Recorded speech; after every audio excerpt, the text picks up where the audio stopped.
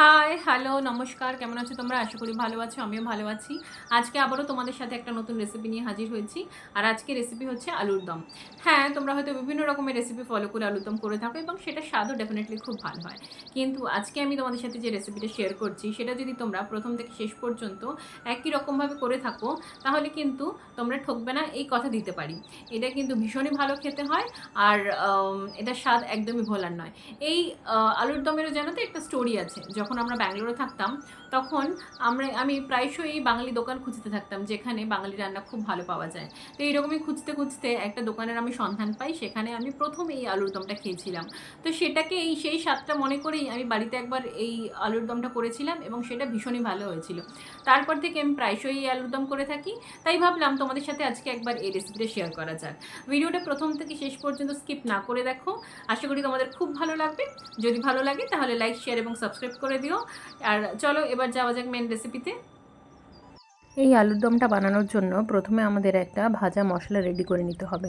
1 চামচ জিরে, 1 চামচ ধনে, 2টো ছোটো এলাচ, 1 ইঞ্চ মতন দারচিনি আর কয়েকটা লবঙ্গ দিয়ে শুকনো কড়ায় একটু নুন দিয়ে ভালো করে ভেজে সেটা পাউডার করে নিলেই কিন্তু আমাদের শুকনো মশলাটা রেডি বা ড্রাই মশলা রেডি।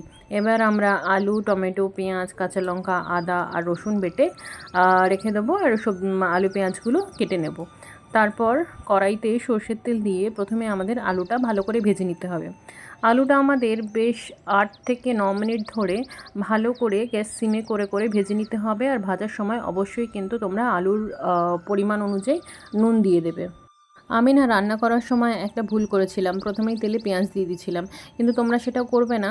আর তোমরা যাতে সেটা না করো সেই জন্য আমি ভিডিওতেও প্রথমে আলু দেওয়া ভিডিওটাই ফার্স্ট করেছি, তারপর পেঁয়াজ দিয়েছি।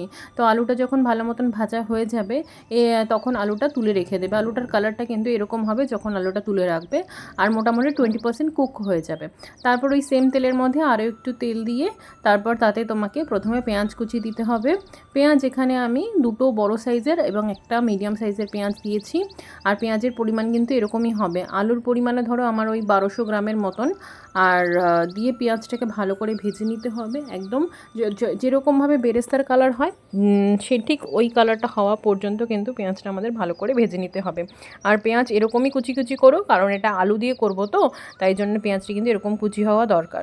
তারপর যখন এরকম কালার হয়ে আসবে তখন এখানে আমি একে একে টমেটো, কাঁচা লঙ্কা দিয়ে একটু নাড়াচাড়া করে তারপর তাতে নুন, হলুদ, একটু চিনি, কষানোর সময় যদি তুমি একটু চিনি বা গুড় দিয়ে দাও তাহলে রঙটা কিন্তু খুব ভালো আসে। সেই কারণে আমরা কষানোর সময় অল্প মিষ্টি দেবো, তাতে স্বাদেরও একটা ব্যালেন্স থাকে। প্লাস লঙ্কা গুঁড়ো, 1 চামচ আদা বাটা, 1 চামচ রসুন বাটা, একটু কাশ্মীরি লঙ্কার গুঁড়ো। কাশ্মীরি লঙ্কার গুঁড়োটা আবারও সেই রঙের জন্যই আমি কিন্তু ইউজ করেছি। তারপর মশলাটা ভালো করে কষিয়ে নিতে হবে তেল ছাড়া পর্যন্ত।